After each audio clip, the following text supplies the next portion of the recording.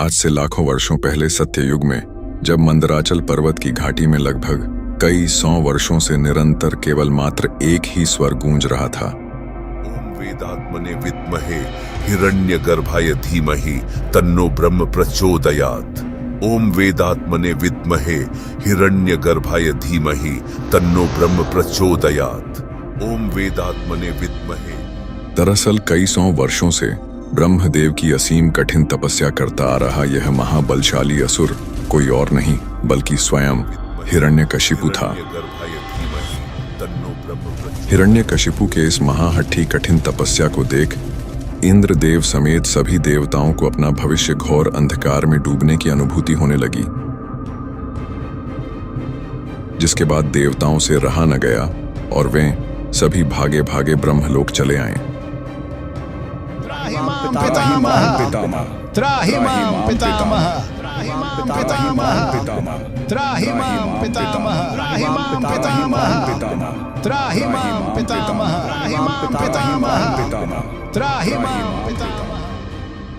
ब्रह्मलोक आते ही इंद्रदेव समेत सभी देवताओं ने ब्रह्मदेव को अपना अभिवादन देते हुए ब्रह्मदेव के सम्मुख अपनी चिंता व्यक्त करने लगे।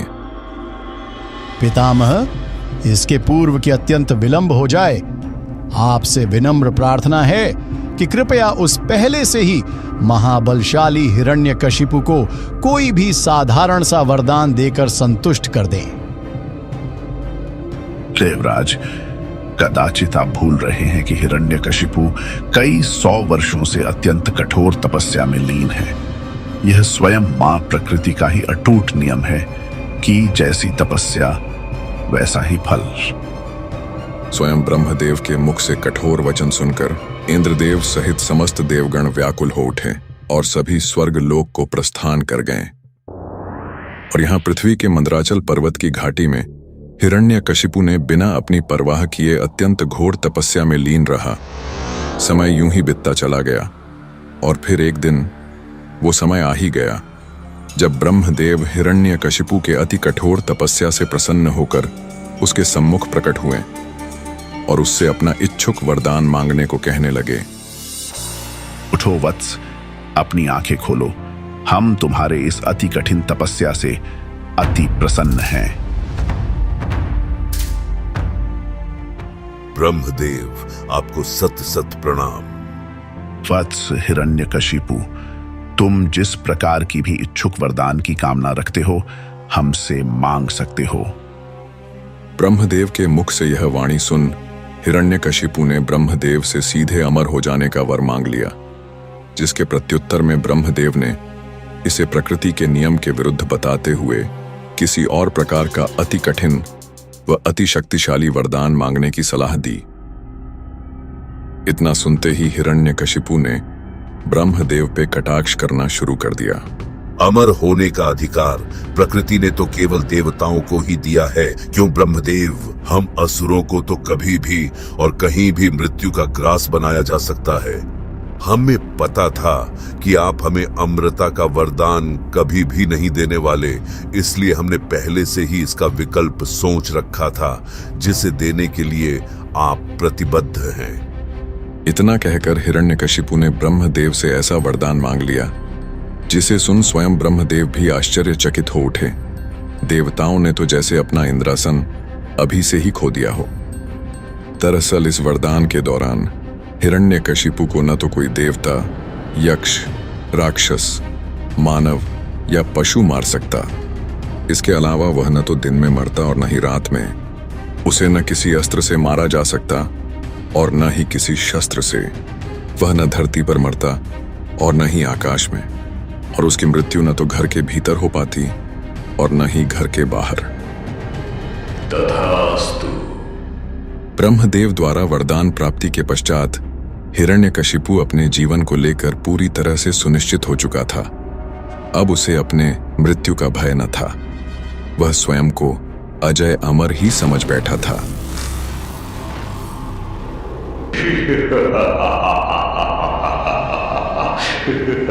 वरदान प्राप्ति के पश्चात हिरण्यकशिपु मंदराचल पर्वत की घाटी से निकलकर सीधे अपने विशालकाय राज्य हिरण्यकर्ण वन पहुंच गया, जहां उसका स्वागत बड़े ही हर्षोल्लास से किया गया।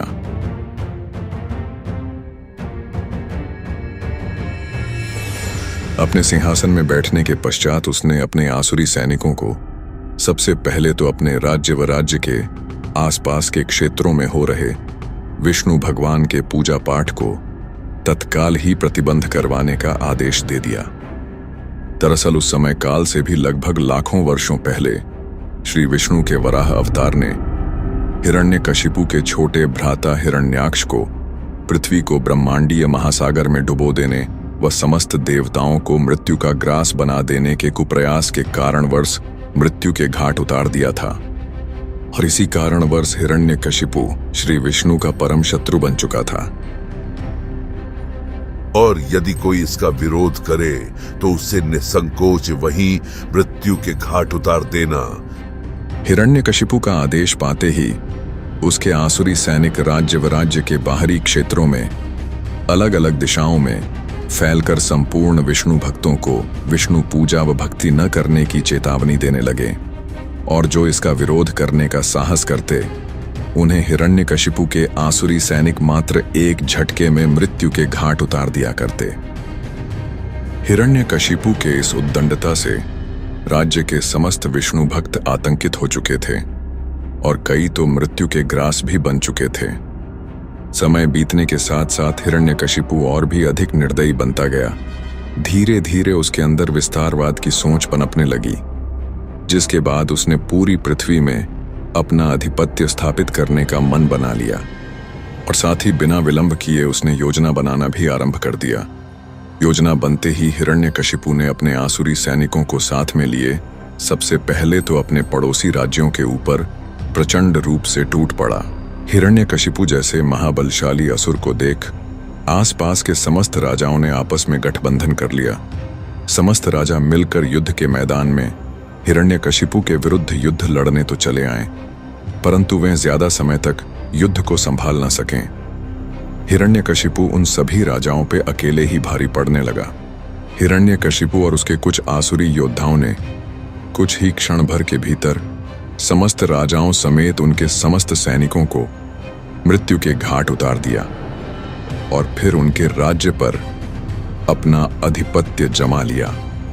अब इसके बाद हिरण्यकशिपु यहीं नहीं रुका, बल्कि उसने अपने विस्तारवाद को प्रचंड रूप से जोर देते हुए पृथ्वी के अलग अलग कोनों में फैलाना शुरू कर दिया।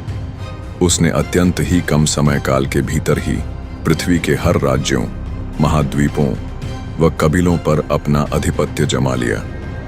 उसके नाम मात्र से ही समस्त मनुष्य जाति थर्राने लगी थी। समस्त पृथ्वी पे अपना आधिपत्य स्थापित करने के पश्चात हिरण्यकशिपु ने अपनी दृष्टि पाताल लोक पे केंद्रित की, जहां की तमाम प्रकार के शक्तिशाली राक्षसों व असुरों का राज्य था।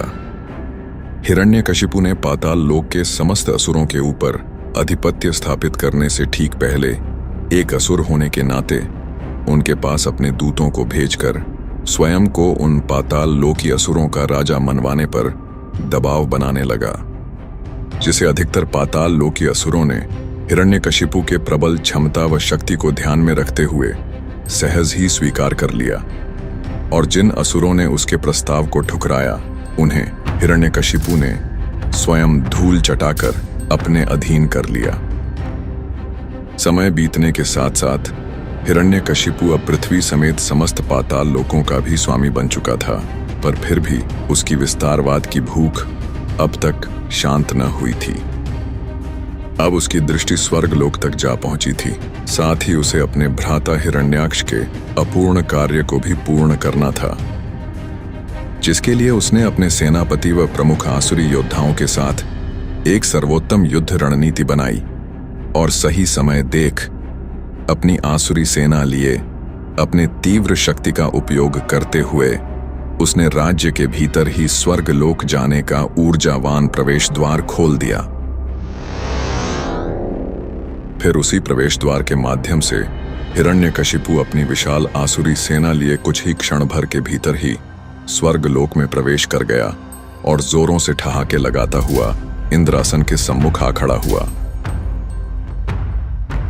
हिरण्यकशिपु को साक्षात अपने सम्मुख खड़े देख इंद्रदेव समेत सभी देवता विचलित हो उठे और क्रोधित होते हुए हिरण्यकशिपु को पृथ्वी वापस चले जाने की चेतावनी देने लगे।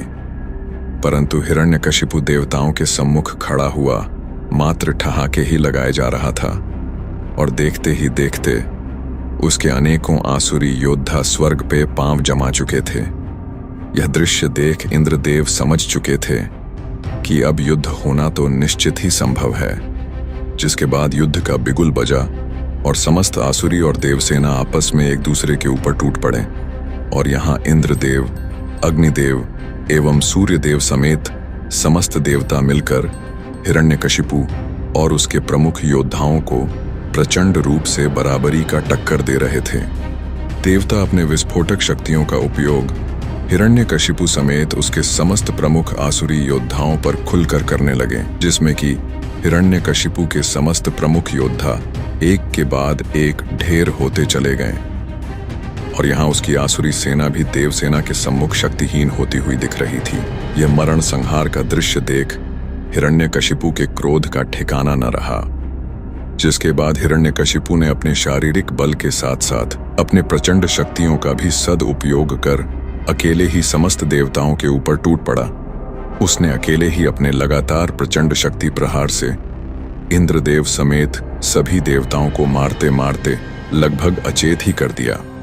हिरण्यकशिपु का यह भयंकर रूप देख देवता भय से थड़-थड़ कांपने लगे और इससे पहले कि हिरण्यकशिपु सभी देवताओं को बंदी बनाता, सभी देव भयभीत होते हुए स्वर्ग से अंतर्धान हो गए। इंद्रदेव समेत समस्त देवताओं को युद्ध हारकर स्वर्ग से अंतर्धान होता देख देवसेना भी छिन्न भिन्न होने लगी, जिसमें कई देवसेना तो आसुरी सेना के हाथों वीर गति को प्राप्त हो गए और कई तो अपने प्राण बचाकर स्वर्ग से अंतर्धान हो गए। जिसके बाद हिरण्यकशिपु ने बड़े ही हर्षोल्लास के साथ स्वर्ग पे अपनी जीत का परचम लहराया और इंद्रासन पे विराजमान हो गया। स्वर्गलोक को जीतने के बाद हिरण्यकशिपु ने कभी भी मुड़कर पीछे नहीं देखा। वह लगातार पूरे ब्रह्मांड में एक के बाद एक लोक व राज्य जीतता ही गया, जिसमें यमलोक और नागलोक प्रमुख थे।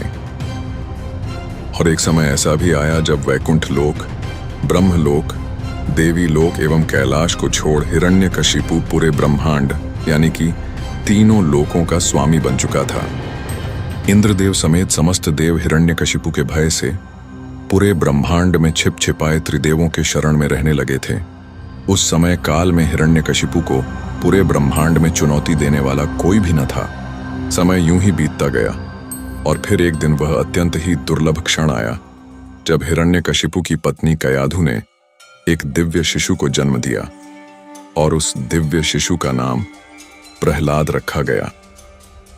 प्रहलाद को लेकर हिरण्यकशिपु अत्यंत ही प्रसन्न था। वह अपने पुत्र प्रहलाद को भी स्वयं की ही भांति त्रिलोकी असुर राज बनाना चाहता था।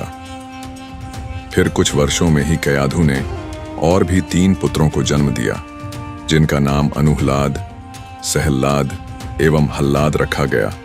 और तब तक हिरण्यकशिपु का ज्येष्ठ पुत्र प्रहलाद किशोरावस्था में पहुंच चुका था। प्रहलाद अपने चेतनावस्था से ही भगवान विष्णु से अत्यंत ही प्रभावित होकर उनका परम भक्त बन चुका था। भगवान विष्णु से भक्त प्रहलाद का एक अटूट संबंध बन चुका था, जो कि आम संबंधों से परे था।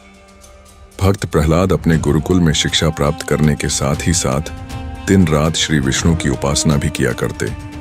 समय बीतने के साथ साथ उनकी शिक्षा पूर्ण हुई, जिसके बाद उनके गुरु प्रहलाद को लिए हिरण्यकरण वन राज्य लौटे और हिरण्यकशिपु के सम्मुख प्रस्तुत हुए। उस समय हिरण्यकशिपु मदिरा पान में डूबा हुआ था। वह अपने पुत्र प्रहलाद को देख अत्यंत प्रसन्न भी हुआ, जिसके बाद प्रहलाद ने अपने पिता के चरणों में झुककर प्रणाम किया।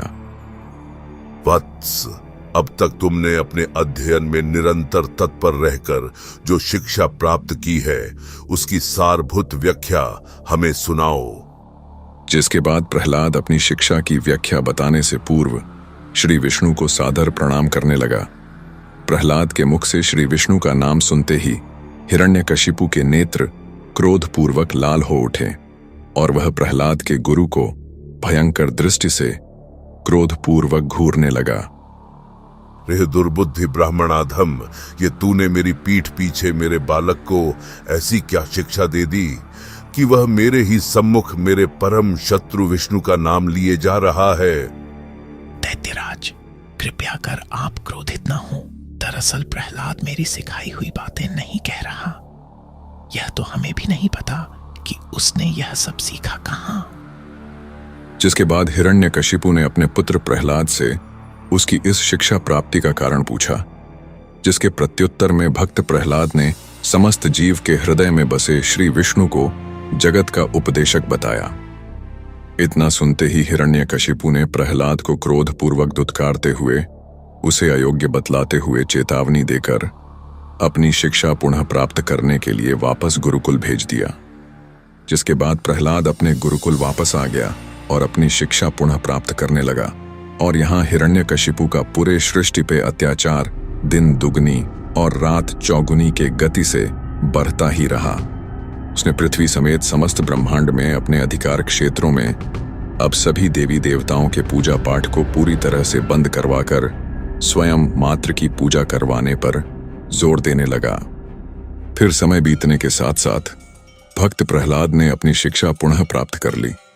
जिसके बाद हिरण्यकशिपु का बुलावा आने पर समस्त गुरुमंडल भक्त प्रहलाद को लिए वापस से हिरण्यकर्ण वन पहुंच गए और फिर से हिरण्यकशिपु के समक्ष प्रस्तुत हुए। तो पुत्र, आज कोई गाथा सुनाओ जिनसे यह संपूर्ण सृष्टि, समस्त प्रधान तत्व और समस्त चराचर जगत उत्पन्न हुआ है। वे समस्त प्रपंच के कारण परम पालनकर्ता भगवान श्री विष्णु हम पर प्रसन्न हो। इतना सुनते ही हिरण्यकशिपु फिर से क्रोध से भर उठा और इस बार उसने अपने आसुरी सैनिकों को प्रहलाद का वध कर देने की आज्ञा दे डाली। उसकी आज्ञा पाते ही वहां उपस्थित सहस्त्र असुर अपनी धारदार अस्त्र शस्त्र लिए भक्त प्रहलाद को मृत्यु के घाट उतार देने को आतुर हो उठे और सभी एकत्र होकर भक्त प्रहलाद के ऊपर टूट पड़े। उनके अनेकों शस्त्र समूहों के प्रहार के बाद भी भक्त प्रहलाद को तनिक भी वेदना न हुई और वे ज्यों के त्यों नवीन बल संपन्न बैठे रहे। यह देख हिरण्यकशिपु अचंभे में पड़ गया और फिर उसने भक्त प्रहलाद को विष्णु भक्ति छोड़ स्वयं हिरण्यकशिपु की भक्ति करने पर जोर देने लगा। जिसके प्रत्युत्तर में भक्त प्रहलाद ने श्री विष्णु को ही अनंत सनातन बताया। यह सुनकर हिरण्यकशिपु का क्रोध सातवें आसमान पर पहुंच गया। जिसके बाद उसने अपने भयंकर विष वाले सर्प सेना को बुलाया और उन्हें भक्त प्रहलाद को अपने विषाग्नि दंतों से काटकर नष्ट कर देने की आज्ञा दे दी। जिसके बाद वे सभी विषधर सर्प बनकर भक्त प्रहलाद के ऊपर टूट पड़े और उनके समस्त अंगों में काटने लगे। परंतु भक्त प्रहलाद के श्री विष्णु के ध्यान में डूबे होने के कारण उनके ऊपर समस्त विषैले डंकों का भी कोई प्रभाव न हुआ। हालांकि समस्त सर्प सैनिकों के दंत जरूर टूट चुके थे, उनकी मणियां छटकने लगी थीं, फनों में पीड़ा और हृदय अवश्य कांपने लगा था। यह देख हिरण्यकशिपु आश्चर्यचकित होने के साथ साथ उग्र क्रोधित भी होने लगा। उसके इस अशांत क्रोध को देख सभी गुरुमंडल उसके सम्मुख आए और उन्हें प्रहलाद के सभी दोषों को क्षमा कर उन्हें एक और अवसर देने की प्रार्थना करने लगे। उनके इस बारंबार प्रार्थना को देख हिरण्यकशिपु ने उन्हें अंतिम अवसर दे ही दिया। जिसके बाद समस्त गुरुमंडल भक्त प्रहलाद को अपने संघ गुरुकुल ले आए और उन्हें बड़े ही अनुशासित होकर पढ़ाने लगे।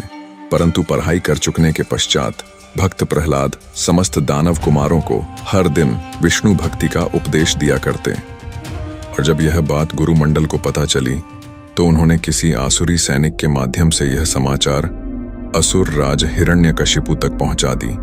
जिसके बाद हिरण्यकशिपु ने एक प्राणघातक षड्यंत्र रचते हुए गुरुकुल में प्रहलाद के लिए बुलावा भेज दिया। असल में हिरण्यकशिपु ने अपने रसोइयों को आदेश दिया कि वे प्रहलाद के भोजन में हलाहल विष मिला दें और फिर वही विषाक्त भोजन उसके सम्मुख परोसें। और जब भक्त प्रहलाद ने उस विषैले भोजन को श्री विष्णु का स्मरण करते हुए खाना शुरू किया, तब सभी रसोइयों ने भक्त प्रहलाद के ऊपर अपना ध्यान केंद्रित कर लिया। भोजन खाकर पचाने के पश्चात भी भक्त प्रहलाद स्वस्थ रहे। यह देख सभी रसोइयों को बड़ा आश्चर्य हुआ।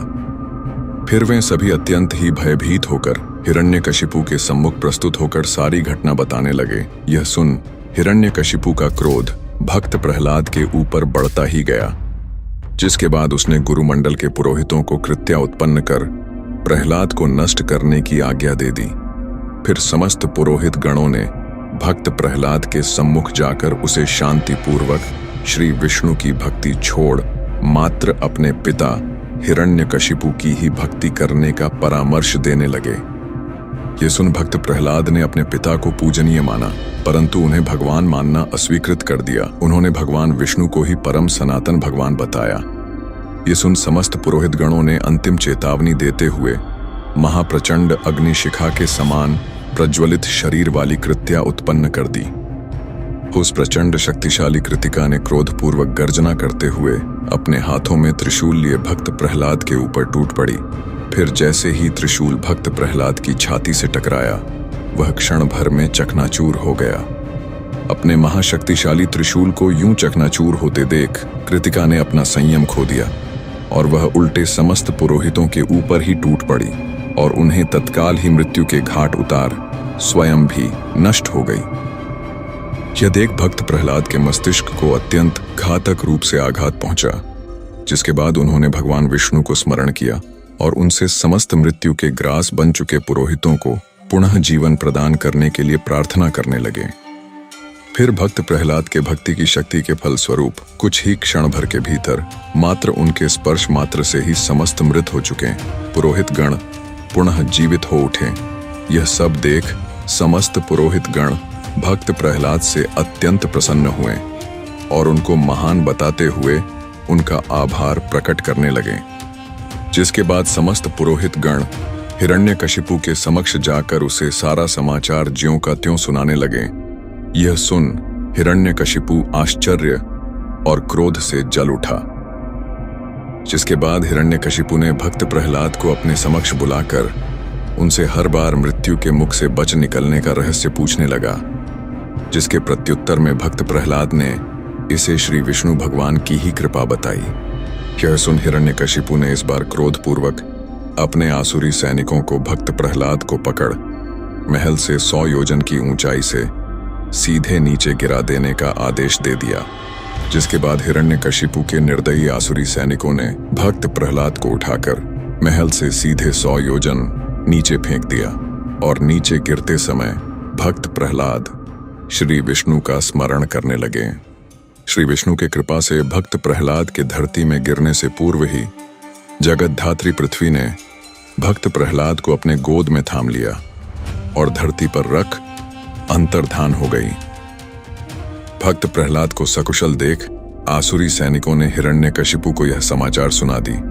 यह समाचार सुन हिरण्यकशिपु क्रोध से लाल होते हुए तनिक भी विलंब न करते हुए अपने आसुरी सैनिकों को भक्त प्रहलाद को नागपाश से बांधकर महासागर में डुबो देने का आदेश दे दिया।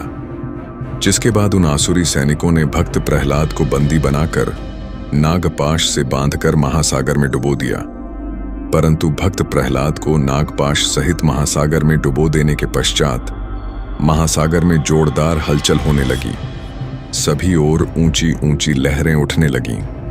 महासागर के इस भयंकर हलचल को देख हिरण्यकशिपु ने भक्त प्रहलाद को एक मायावी बालक बतलाते हुए आसुरी सेना को उसे ऊपर से बड़ी बड़ी चट्टान शिलाओं से ढक देने का आदेश दे दिया। जिसके बाद आसुरी सेना ने महासागर में डूबे भक्त प्रहलाद को चट्टानों से ढककर उसके ऊपर हजारों योजन का ढेर कर दिया। पर अभी भी भक्त प्रहलाद महासागर के अंदर चट्टानों के बीच अचेत होकर भी अंदर ही अंदर भगवान विष्णु का स्मरण किए जा रहे थे। अचेत अवस्था में भगवान विष्णु को स्मरण करते समय वे स्वयं को भूल ही गए। वे श्री विष्णु को स्वयं के भीतर अनुभूत करने लगे, जिससे कि तत्काल ही नागपाश नष्ट हो गई। समुद्र में जोरदार कंपन होने लगी, जिससे कि असुरों द्वारा लादे गए समस्त चट्टान शिला झटके से दूर फेंकते हुए भक्त प्रहलाद महासागर से बाहर निकले और धरती पर पांव रखते ही उन्हें पुनः अनुभूत हुआ कि वे प्रहलाद हैं। जिसके बाद वे धरती में बैठकर विलाप करते हुए श्री विष्णु की स्तुति करने लगे। उनके इस प्रकार तन्मयता पूर्वक स्तुति करने के कुछ क्षण पश्चात ही उनके सम्मुख स्वयं सृष्टि के पालनहार श्री विष्णु प्रकट हुए। साक्षात श्री विष्णु को अपने सम्मुख देख भक्त प्रहलाद गदगद हो उठे और उन्हें अभिवादन कर उनके चरणों में गिर पड़े। हे प्रहलाद, मैं तुम्हारी अनन्य भक्ति से अति प्रसन्न हूं। तुम्हें जिस वर की इच्छा हो मुझसे मांग लो। ये सुन भक्त प्रहलाद अपने हर योनि में मात्र विष्णु भक्त ही बने रहने का वर मांगते हैं, जिसे भगवान विष्णु स्वीकृति देते हुए अन्य वर भी मांगने को कहने लगते हैं। जिसके बाद भक्त प्रहलाद समस्त प्रकार के पाप कर चुके अपने पिता हिरण्यकशिपु को पाप मुक्त करने का वर मांग लेते हैं। जिसके बाद तथास्तु कहकर श्री विष्णु अंतर्धान हो जाते हैं। जिसके बाद भक्त प्रहलाद वापस से महल में प्रवेश कर सीधे अपनी माता कयाधु के कक्ष की ओर चल देते हैं, जहां उन्हें माता कयाधु अपने सीने से लगा लेती हैं और उसी क्षण वहां हिरण्यकशिपु भी आ धमकता है। भक्त प्रहलाद को सकुशल अपनी माता के संग देख हिरण्यकशिपु गुस्से से हाथ मलता रह जाता है और गहरे चिंतन में पड़ जाता है।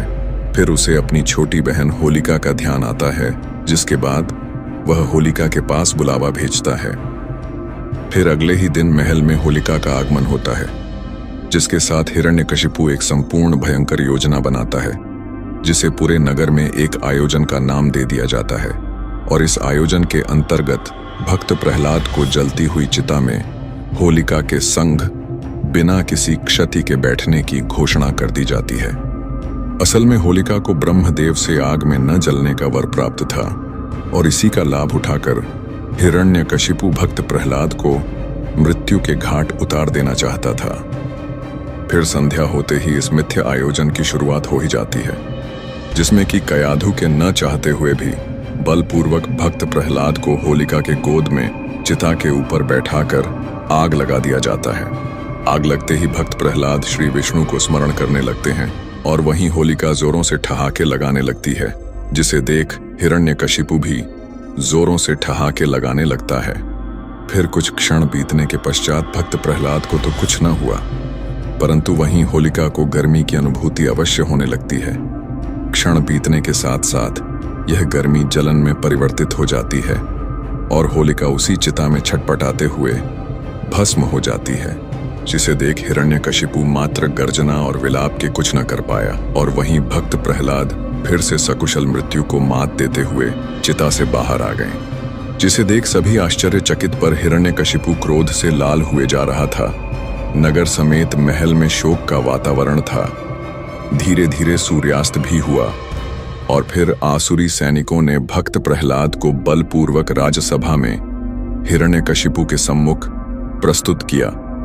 भक्त प्रहलाद को अपने सम्मुख देख हिरण्यकशिपु अपने अति क्रोध और घमंड से भरे स्वर में भक्त प्रहलाद को असुर जाति के नाम पर एक कलंक मात्र बताने लगा और स्वयं को असल भगवान, साथ ही श्री विष्णु समेत समस्त देवी देवताओं को शक्तिहीन बताते हुए स्वयं मात्र को बताया शक्तिमान।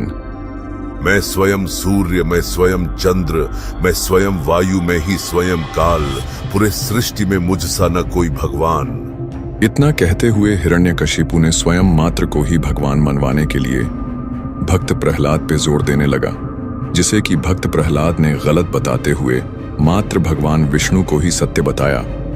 यह सुन हिरण्यकशिपु ने क्रोध में आते हुए भक्त प्रहलाद के सीने में जोरों से लात मारी, जिससे कि भक्त प्रहलाद जोरों से छिटकते हुए दूर जा गिरे और अधमरी अवस्था में पहुंच गए।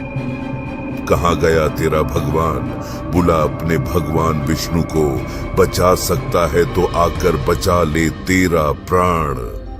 जिसके बाद भक्त प्रहलाद ने भगवान विष्णु को हर जगह विराजमान होने की बात कही, यहाँ तक कि महल के हर खंबे में भी। यह सुन हिरण्यकशिपु महल के खंभों को अपनी गदा प्रहार से पागलों की भांति चकनाचूर करने लगा। यूं ही खंभों को चकनाचूर करते हुए वह एक और खंबे में अपनी गदा प्रहार कर देता है, परंतु वह खंबा चकनाचूर न होकर ज्यों का त्यों रह जाता है, जिसे देख हिरण्यकशिपु आश्चर्य में पड़ जाता है। जिसके बाद वह क्रोध में आकर उस खंबे में अनेकों प्रहार करता है, परंतु वह खंबा ज्यों का त्यों ही रह जाता है। फिर कुछ क्षण के बाद वह खंबा अपने आप धीरे धीरे फटने लगता है। फिर वह खंबा अचानक अति तीव्र गति से फट पड़ता है, जिसके धमाके से हिरण्यकशिपु अति दूर जा गिरता है। फिर धुंधले हो चुके राज्यसभा में एक भयावह गर्जना गूंज उठती है और धुंध को चीरते हुए गर्जना करते हुए अद्भुत श्री विष्णु अवतार नरसिंह हिरण्यकशिपु के समक्ष आ खड़े होते हैं, जिन्हें देख हिरण्यकशिपु आश्चर्य में पड़ जाता है। तो वहीं भक्त प्रहलाद हाथ जोड़े भक्तिमय हो जाता है। यह देख हिरण्यकशिपु समझ जाता है कि हो न हो यह स्वयं विष्णु है। जिसके बाद अपने समक्ष महाउग्र नरसिंह को देख हिरण्यकशिपु स्वयं भी महाक्रोधित होते हुए अपनी गदा लिए भगवान नरसिंह पे टूट पड़ता है और नरसिंह पे अपनी गदा लिए अंधाधुंध प्रहार करने लगता है। पर उसके गदा का नरसिंह पे कोई भी असर न होता है। जिसके बाद नरसिंह अपने पंजे के एक ही वार से हिरण्यकशिपु के गदा को चकनाचूर कर देते हैं। यह देख हिरण्यकशिपु तिलमिलाते हुए एक धारदार शक्तिशाली तलवार प्रकट कर नरसिंह पे फिर से प्रहार करने लगता है। पर इस तलवार का भी नरसिंह पे कोई असर न होता है, जिसे कि नरसिंह पुनः अपने प्रहार से नष्ट कर देते हैं। यूं ही अपने अनेकों अस्त्र शस्त्र को नष्ट होता देख हिरण्यकशिपु अब मल्ल युद्ध करने को उतारू हो जाता है। जिसके बाद वह अपने मुक्के को ताने सीधे नरसिंह पर टूट पड़ता है, परंतु नरसिंह उसके मुक्के को पकड़ धरती पर पटक देते हैं और उसे मल्ल युद्ध के दौरान वहीं धूल चटाने लगते हैं। यह शक्तिशाली दृश्य देख समस्त असुर आश्चर्यचकित होते हुए डर से थर्राने लगते हैं। ये पहली बार था जब हिरण्यकशिपु के समक्ष कोई उससे भी अधिक शक्तिशाली उससे युद्ध करता हुआ उसे लगातार धूल चटाए जा रहा था। स्वयं को यूं लगातार मार खाता हुआ देख वह समझ चुका था कि अब भागने में ही उसकी भलाई है। जिसके बाद वह नरसिंह से दूरी बनाता हुआ इधर उधर भागने लगा, परंतु नरसिंह भगवान ने उसका पीछा करते हुए उसे अपने पंजों में दबोच लिया और उसे पूरे राजमहल में घसीटते हुए मुख्य द्वार के चौखट तक ले गए और उसे हवा में उछालते हुए अपने गोद में लेटा दिया। विष्णु, मुझे कोई भी नहीं मार सकता, चाहे कितना भी प्रयत्न कर लो तुम। तू ना अभी घर के अंदर है ना ही बाहर, तू ना धरती पर है ना ही आकाश में, ना अभी दिन है और ना ही रात्रि। मैं न तुझे अस्त्र से मारूंगा और ना ही शस्त्र से, और मैं ना तो देवता हूँ, ना यक्ष, ना राक्षस, ना मनुष्य और ना ही पशु। मैं हूँ नरसिंह।